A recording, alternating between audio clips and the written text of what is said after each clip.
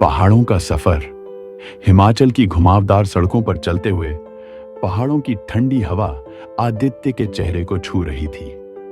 गाड़ी के रेडियो पर हल्का संगीत बज रहा था और सिया खिड़की से बाहर देखते हुए प्रकृति की खूबसूरती में खो गई थी। कितना सुकून है यहाँ, सिया ने मुस्कुराते हुए कहा। आदित्य ने एक हाथ से स्टीयरिंग पकड़े हुए जवाब दिया, हाँ, बस ये सुकून तब तक है जब तक सूरज डूबा ना हो। सिया ने हैरानी से उसकी ओर देखा। क्या मतलब? अरे कुछ नहीं, सुना है पहाड़ी गांवों में रात का अंधेरा अजीब होता है। आदित्य ने हंसते हुए माहौल हल्का करने की कोशिश की, लेकिन सिया ने उसकी बात को मजाक में नहीं लिया। उसके दिल में हल्का सा अजीब एहसास हुआ।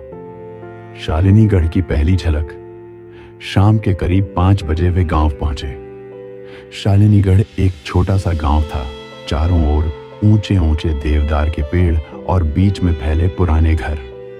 गांव में कुछ बुजुर्ग लोग बैठे हुए थे जिन्होंने आदित्य और सिया को आते देखा, लेकिन उनके चेहरे पर मुस्कान की जगह एक अजीब सी गंभीरता थी। गाड़ी रुकते ही एक बूढ़ा आदमी उनके पास आया। उसकी झुर्रियों से भरा चेहरा और सफेद आंखें देखकर सिया का दिल हल्का सा धड़क उठा। कहाँ जा रहे हो बेटा? बूढ़े आदमी ने धीमी आवाज में पूछा। अभिषेक की शादी में आए हैं, गांव के बाहर गेस्ट हाउस में रुके हैं, आदित्य ने जवाब दिया। बूढ़े ने गहरी सांस ली और कहा, रात को बाहर मत जाना, यहाँ कुछ चीजें ऐसी हैं जिन्हें इंसान समझ नहीं सकता।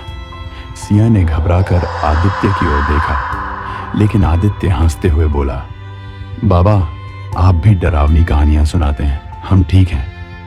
बूढ़ा आदमी चुपचाप उन्हें घूरता रहा और फिर धीरे धीरे चलता हुआ गांव के भीतर चला गया। गेस्ट हाउस का सन्नाटा। शालिनीगढ़ के किनारे बने गेस्ट हाउस में शादी का माहौल था। हल्की फुल्की रौनक, रोशनी और दूर से आती ढोलक की आवाज से माहौल खुशनुमा लग रहा था। लेकिन इस सब के बीच गेस्ट हाउस के पीछे फैला जंगल सिया का ध्यान बार बार अपनी ओर खींच रहा था। क्या हुआ? आदित्य ने सिया को चुप देखकर पूछा। पता नहीं आदित्य, ये जगह अजीब है, वो बाबा और ये जंगल।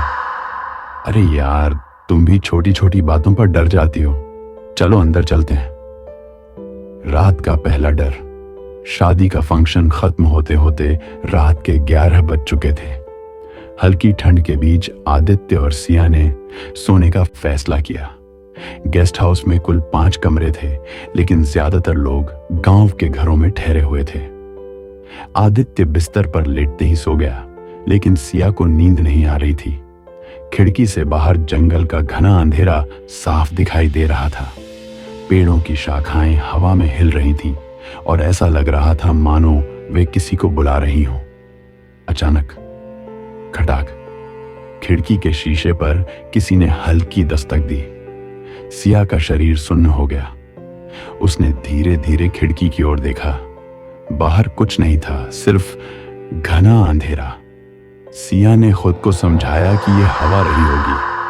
वह वापस बिस्तर पर लेटी, लेकिन तभी सिया, कोई उसका नाम धीमी फुसफुसाती आवाज में पुकार रहा था। सिया का दिल जोर से धड़कने लगा।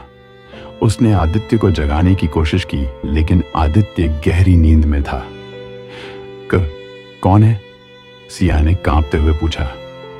कोई जवाब नहीं, लेकिन अब खिड़की के बाहर एक परछाई दिखाई दी, एक लंबा सा अक्स जो बिल्कुल स्थिर खड़ा था।